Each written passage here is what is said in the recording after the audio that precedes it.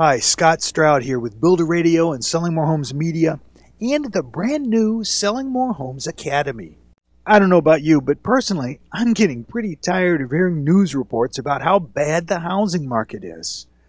And it really gets me ruffled when it seems that the purpose of these reports is to scare buyers away from buying, as if this wasn't the best time in our lifetimes to invest in a new home. Now, I understand that times are tough for most of us, and I feel it just as much as you do. And sadly, I have good friends who have lost their companies because they weren't prepared for the market changes that we've experienced in the past 3 years. So I'm not being insensitive here.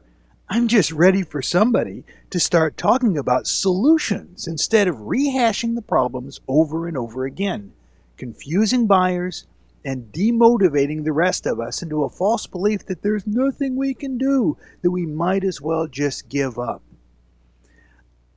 I refuse to believe that we're all doomed, and I don't think you should believe it either, and here's why. There are, today, right now, in just about every market I've seen, builders, realtors, remodelers that have adjusted their marketing and sales strategies and are realizing huge success. I'm talking about record-breaking sales and profits right now today in some of the worst markets in the country, like Florida, California, Ohio, Michigan. What are they doing that's so radically different?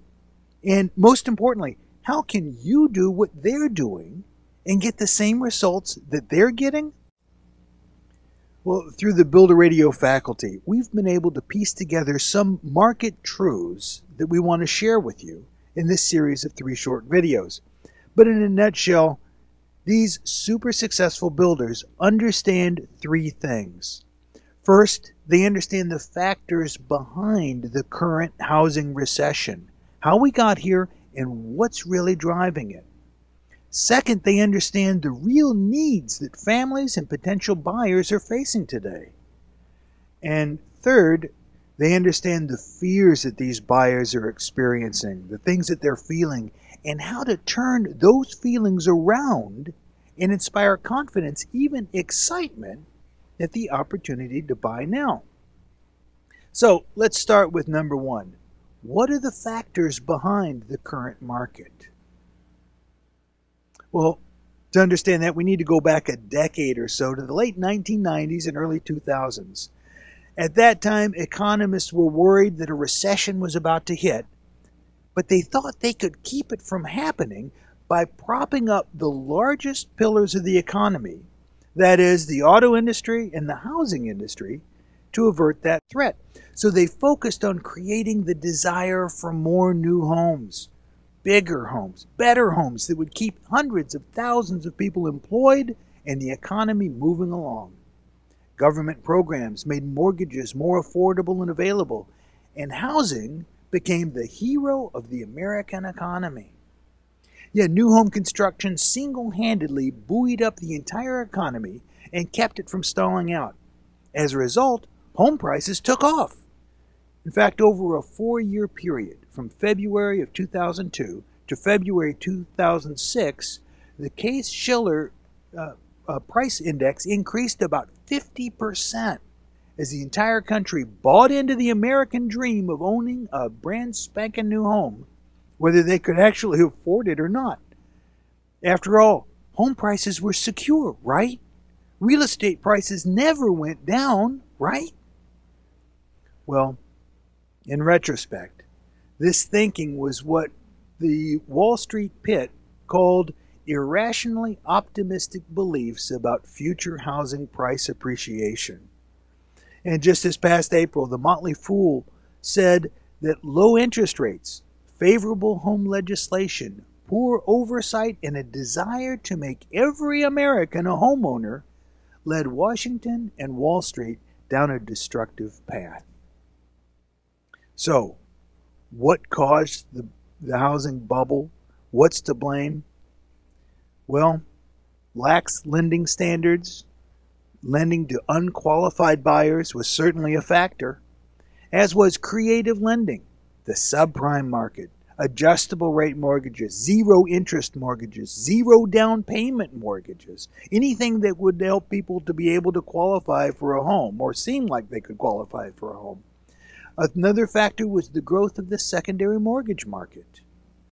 And really, you know what? Builders were involved in this. We share part of the blame.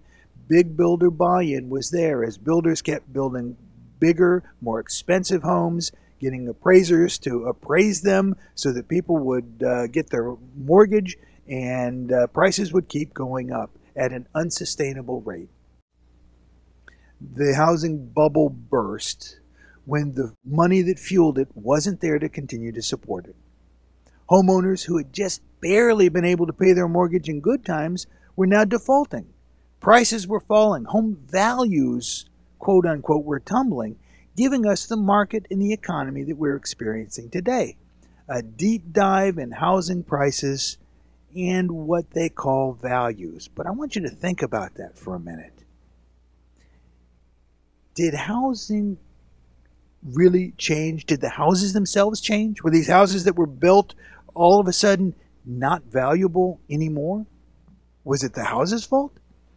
Did their real value decrease? I'm not talking about their value in terms of price, but their value as a home. Did they decrease? Did people need them less? Have people decided to stop living in houses all of a sudden? No. Have families stopped growing? Have people stopped immigrating into this country?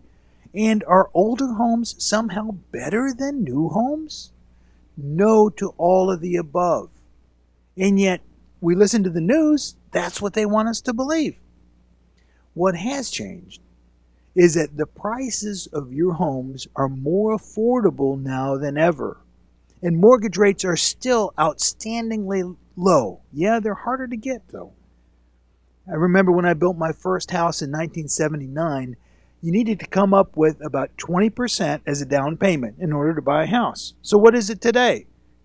All of a sudden it's about 20% that you need today. Yes, buyers now have to demonstrate a financial stability and offer reasonable assurance to a lender that they can actually pay back the loan and thus afford the home, just like it was 30 years ago. But where does that leave us? Those of us who market, build, or sell homes. Well, it leaves us with a confused market where appraisals seem to favor older existing homes because really that's what most appraisals are based on, aren't they? And today you hear about bank-owned real estate, and short sales, and how these things are eroding the market. But is that really true? Do the prices of older homes really affect the value of the homes that you're building today, of a brand new home? Remember that other pillar that we said way back when that economists were trying to buoy up to support the economy, the auto industry? As bad as the economy is today, are people still buying new cars instead of used cars? Well, you know what? The answer is yes. They are. Automakers do a great job of creating value perception in new cars. The value is there, just like the value is there in your homes. It's just the automakers know how to get their point across. See, you don't see Ford crying about how cheaply you can buy a used car today. They don't care. It isn't a new car. It doesn't have the features and the benefits that a new car has today. Well, we need to take a lesson from the auto industry. So here's some facts. There is a market for new homes. It's confused, it's timid, it's gun-shy, but it's real.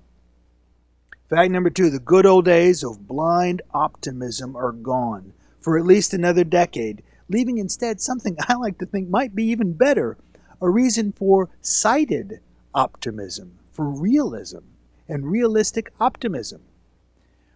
But you need sales now. So, what does it take to find, attract, and engage buyers in this market?